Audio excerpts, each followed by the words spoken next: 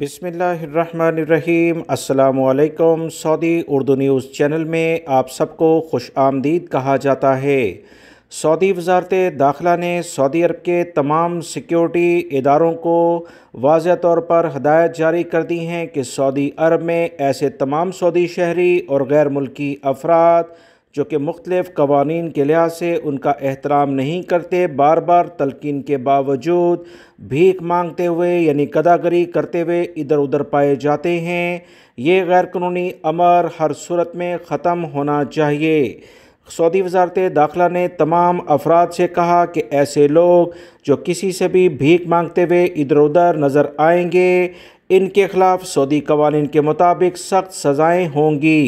पेशावर भीख मांगने वाले अफराद को या ऐसे अफराद को मंगवाने वाले अफराद पर भी सज़ाएँ जुर्माना होंगे, क्योंकि बहुत सारे गैर मुल्की अफराद ऐसे अफराद को विज़िट वीज़े या दीगर वीज़ों पर सऊदी अरब में बुलाकर इनसे भीख मंगवाने का कारोबार करवा रहे हैं।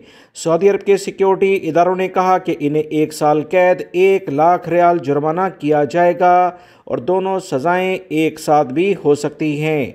सऊदी अरब में ऐसे अफराद जो किसी भी लेवल पर भीख मांगते हुए पाए गए, इन्हें 6 माह कैद, 50,000 रियाल जुर्माना होगा। सऊदी अरब में मुख्तलिफ़ जगहों पर भीख मांगने वाले अफराद जो गिरफ़्तार किए जाते हैं, हज़ारों रियाल बल्कि बाज़ के पास से लाखों रियाल बरामद होते हैं।